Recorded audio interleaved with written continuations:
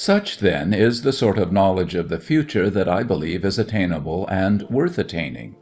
I believe that the deliberate direction of historical study and of economic and social study toward the future, and an increasing reference, a deliberate and courageous reference, to the future in moral and religious discussion would be enormously stimulating and enormously profitable to our intellectual life.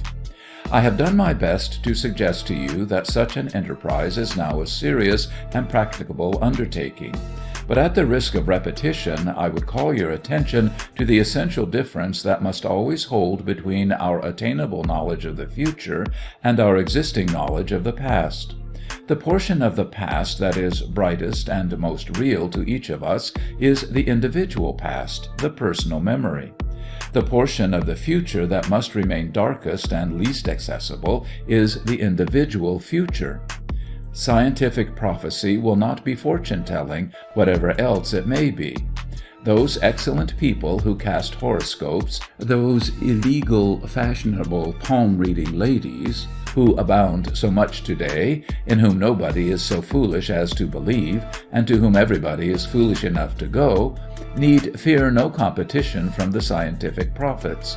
The knowledge of the future we may hope to gain will be general and not individual. It will be no sort of knowledge that will either hamper us in the exercise of our individual free will or relieve us of our personal responsibility.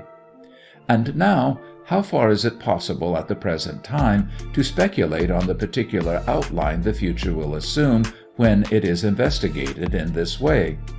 It is interesting, before we answer that question, to take into account the speculations of a certain sect and culture of people who already, before the middle of last century, had set their faces toward the future as the justifying explanation of the present.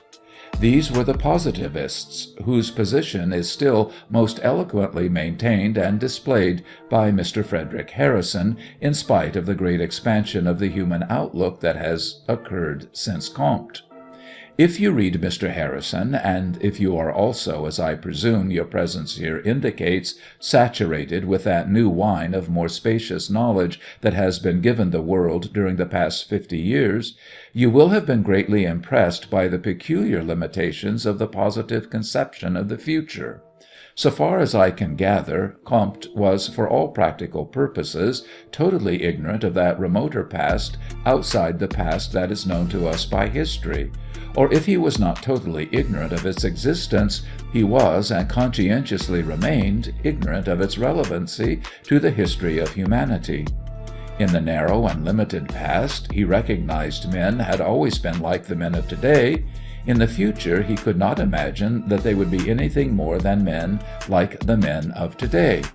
He perceived, as we all perceive, that the old social order was breaking up, and after a richly suggestive and incomplete analysis of the forces that were breaking it up, he set himself to plan a new static social order to replace it. If you will read Comte, or what is much easier and pleasanter, if you will read Mr. Frederick Harrison, you will find this conception constantly apparent, that there was once a stable condition of society with humanity, so to speak, sitting down in an orderly and respectable manner. That humanity has been stirred up and is on the move, and that finally it will sit down again on a higher plane, and for good and all, cultured and happy, in the reorganized positivist state. And since he could see nothing beyond man in the future, there in that millennial fashion, Comte had to end.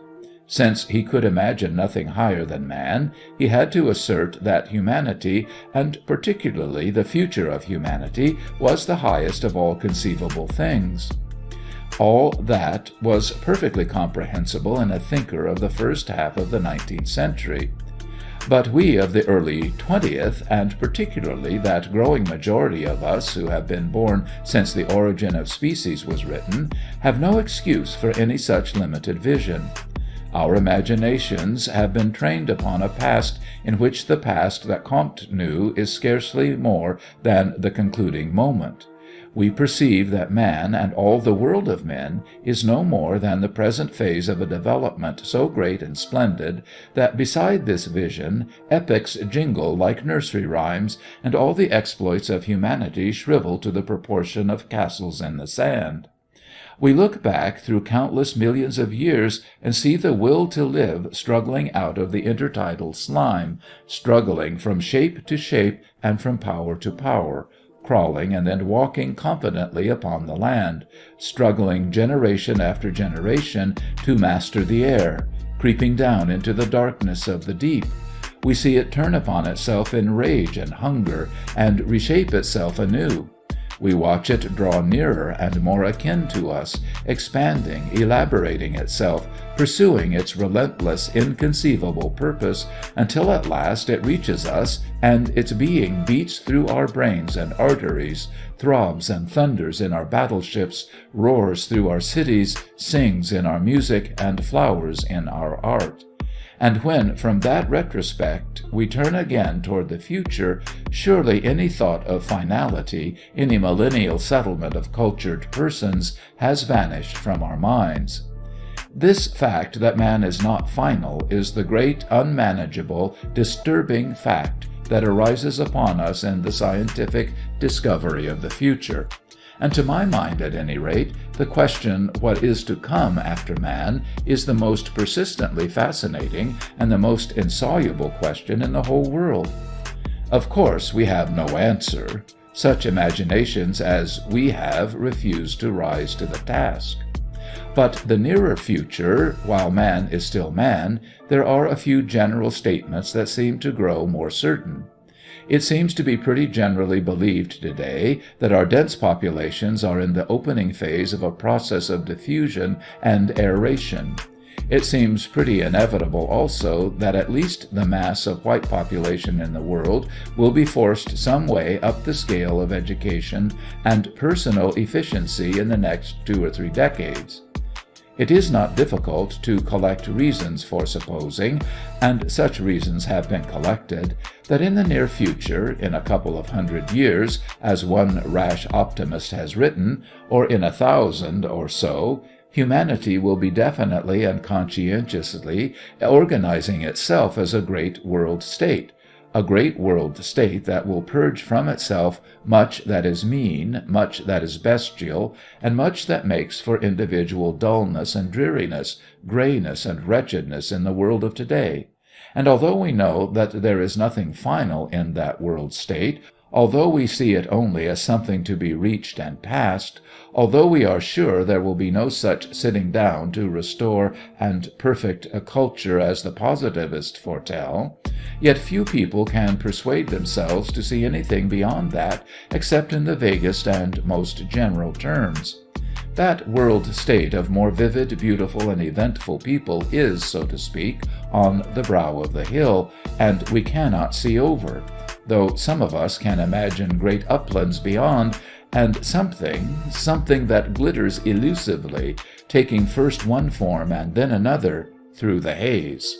We can see no detail, we can see nothing definable, and it is simply, I know, the sanguine necessity of our minds that makes us believe those uplands of the future are still more gracious and splendid than we can either hope or imagine. But of things that can be demonstrated, we have none. Yet I suppose most of us entertain certain necessary persuasions, without which a moral life in this world is neither a reasonable nor a possible thing. All this paper is built finally upon certain negative beliefs that are incapable of scientific establishment. Our lives and powers are limited, our scope in space and time is limited, and it is not unreasonable that for fundamental beliefs we must go outside the sphere of reason and set our feet upon faith. Implicit in all such speculations as this is a very definite and quite arbitrary belief, and that belief is that neither humanity nor, in truth, any individual human being is living its life in vain.